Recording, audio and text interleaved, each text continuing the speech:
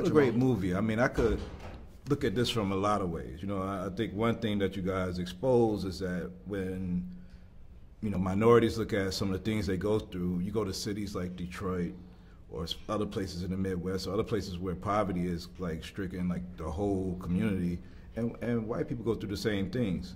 But it is interesting that there's a movie about white boy Rick and not about black boy Barry, right, who's everybody's doing these crazy drug sentences. Like, how did y'all deal with that, you know, kind of like dichotomy and the... Well, I mean, I was offered, it's funny, interesting, because I was sent the article, White Boy Rick's Life, a year and a half before I came on board. And I read it, and I was like, I didn't make a connection with it. I was like, yeah, it's an incredible informant story. Yeah, you know, it's an okay, interesting drug dealer story. He didn't do anything particularly clever. And, you know, it was sensationalized because, like, with this White Boy Rick title, you know, the sentencing was a bit harsh. But, you know, there's far worse going on out there, as you know, certainly to the African American community. But I was like, particularly when I read the article, I didn't connect to it emotionally. I got sent a year and a half later a screenplay. I was developing another film. I was going to do an LA Riots film, which never came to fruition. And I got sent a spec script of this film. And I was like, all right, I'll read it, but I've already read the article. I'm not sure what the movie is that I can connect to. And then I started to read the Father. Look how we're living. We gotta do something, Dad. And then I started seeing the kid. We gotta make some money. And then I started making a You wanna move weight? You're gonna meet. Because I can make a film about an outsider. I've always been an outsider. America's the future. It's hard. Raised in London. When I went to school, I was with a predominantly West Indian school. I was bunched with the West Indian kids because that's the way it was separated off. They're the ones that would have me, but I was the outsider. You know, so I always had that inside-outsider perspective. So I had a father that was a bit funky. You know, I was estranged from him. Yeah. All of a sudden, I found a personal way into the story. When it comes to like African American kids that have been decimated by a mandatory sentencing law, that is a story that should be told. It wasn't my story to tell.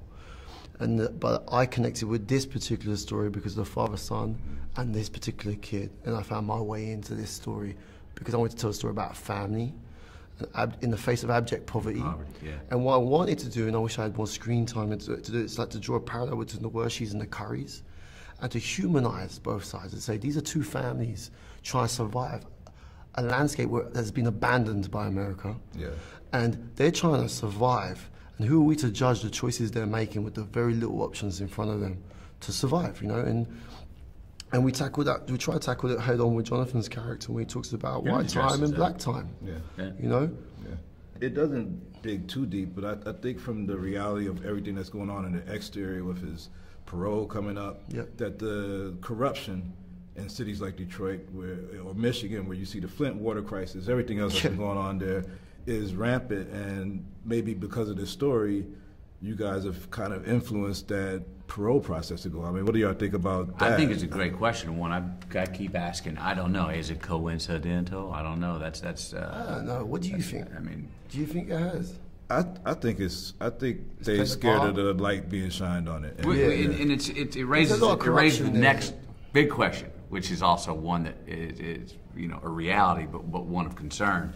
Is if that's true, because the light got shined on this particular story.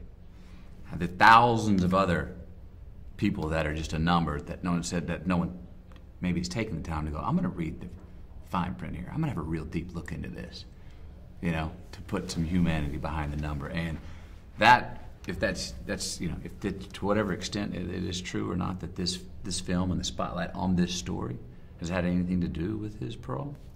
That raises a real question. I mean, the Flint thing's crazy. Yeah.